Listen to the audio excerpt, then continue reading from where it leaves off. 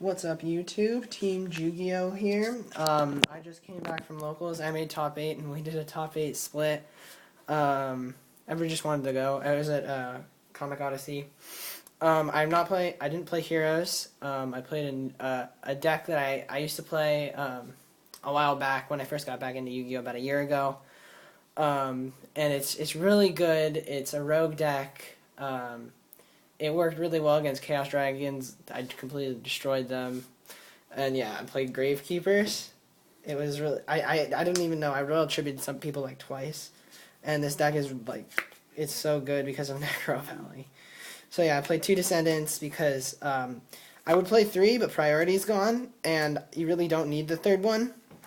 And there's space. This deck has 42 cards.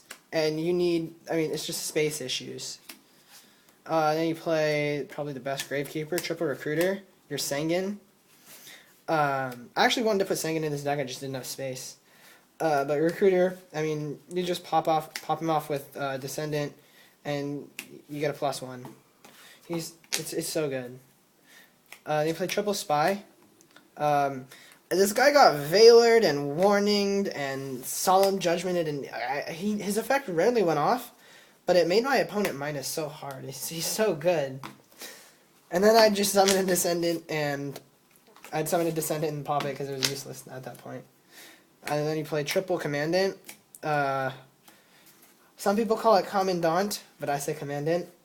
You need to play him because he's just a 21 beater, and he searches Necro Valley. So it's good because you can just discard him if you have Tribute, and... you then will just get the Valley and you can hold on to it instead of discarding another monster. And yeah, if you run out of Valleys, he's just a 21 beater. He's good, and you contribute him with Descendant. One Assailant. I only had space for one, and he's not. There aren't really a lot of cards that like you need to turn the battle position of. Like, I mean, sometimes you want to hit Zen mains. I mean, occasionally you'll play Samurais and you want to turn their Shien. He hits Light Pulsar, but you kind of gotta get rid of Light Pulsar other ways. But yeah, he's really good, and he's searchable by Recruiter. You can allure him away. He's just another level 4. He's good. You just need one. I played Double Malefic Stardust Dragon. I think this card is great. This card put in work against Chaos Dragons. The first game, I dropped a Necro Valley, and I dropped this, and I won. And then there was nothing he could do after that. Because I didn't even go first. I went second. I dropped this and Necro Valley, and I attacked for 25. And he couldn't win after that. He just couldn't get rid of my Valley. Because I backed it up with my back rows. So I think 2 is great. Because then eventually he killed it with a Raikou, and then I summoned another one. So that's 14 monsters. I play Triple Valley. I don't know why you wouldn't play Triple Valley. It's the best card. It is really the best card. 2 tributes. This is the sackiest card in the game. This is the original form of the wind-up loop. If you don't play this, I don't know why you're playing Yu-Gi-Oh. 2 Stells. Some people play 1. I like 2 because I usually side 1 out because, I mean, it's just a good card to side out, but it's really good to have game 1 to just know that you can always have a Commandant to get your Valley, or you can get the Descendants or Spies or Recruiters back. It's just good to have it there for game 1, and once people know what you're playing, you really don't need it anymore. Triple Pot of Duality. Yeah. You still don't special summon too much. Sometimes I side 1 out because against some matchups, I really want to be able to have my Malefic Stardust Dragon out as soon as possible with a Necro Valley, just to lock them down. So it's making it me not be able to special summon is huge. Sometimes, but usually it really doesn't matter, and it gets you everything you need. It's really good, especially in this deck. 1 Allure of Darkness. I like it. I think it's just a good way to cycle through your cards. Wonder Wand. I usually side this out unless I'm playing against Chaos Dragons or Windups, specifically because Chaos Dragons have Lila, which is a spellcaster, so I can equip it to their Lila and tribute it.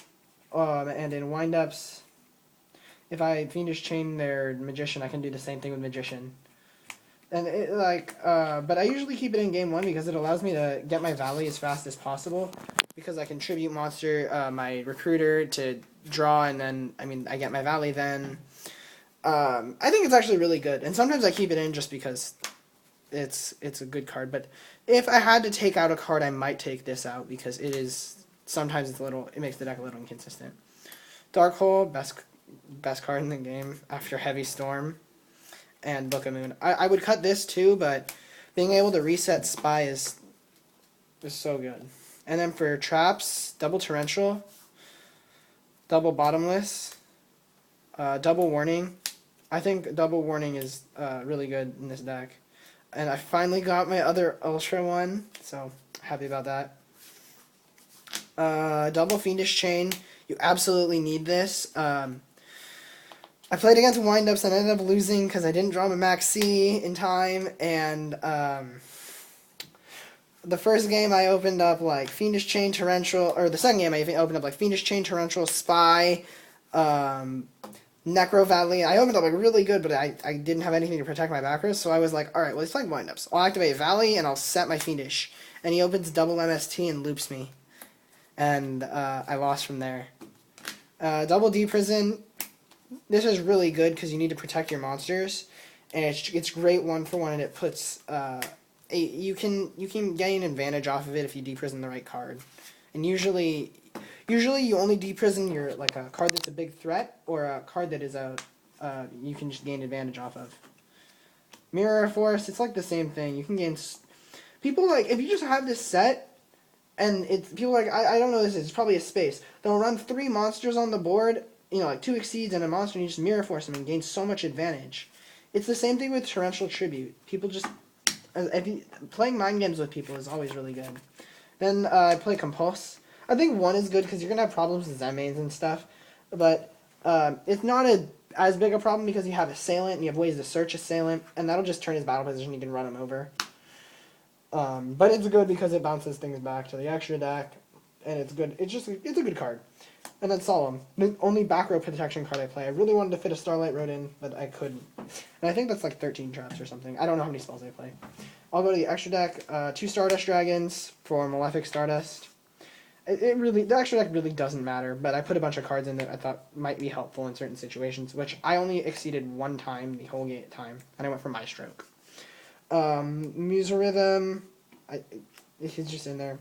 Zen-mains, Tempo, Leviair, Leviathan Dragon, Acid Golem.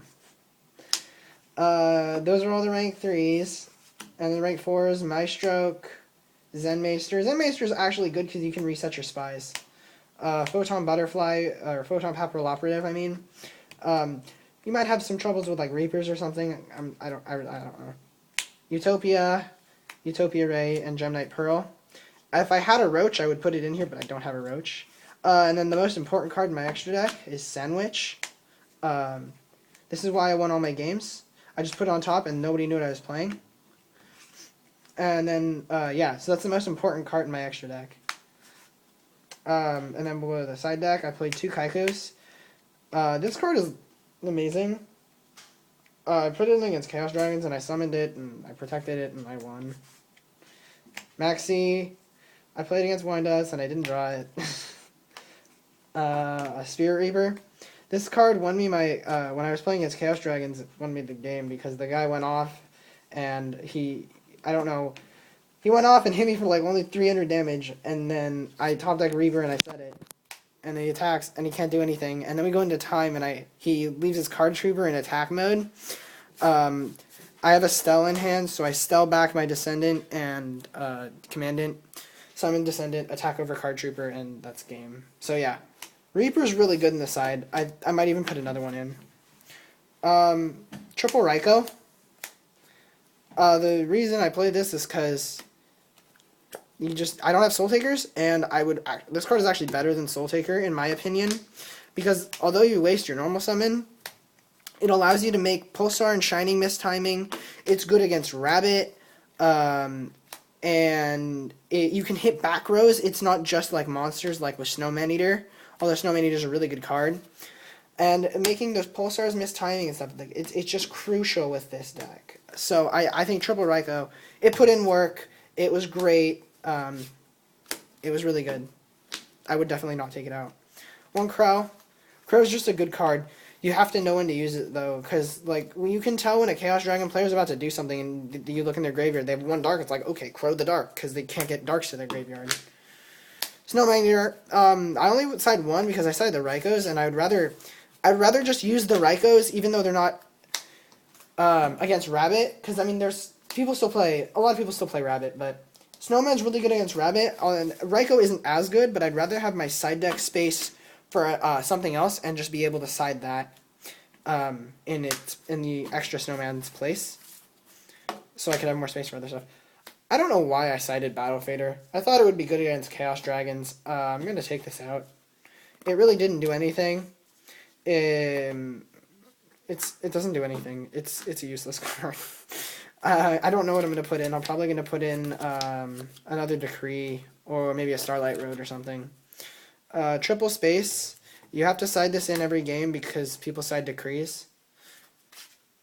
And then the last 2 cards are Chain Disappearance for Insectors and Royal Decree. I want to put another one of this in because if I play Countdown, I have to have this. If I play Chain Burn, I have to have this. I can't really side it in against any other matchup because it'll just make me lose. So yeah, that's my deck profile, my Gravekeepers. I made a top 8 at locals with, and then we split. But yeah, thanks for watching, guys. Team Yu-Gi-Oh! Signing out.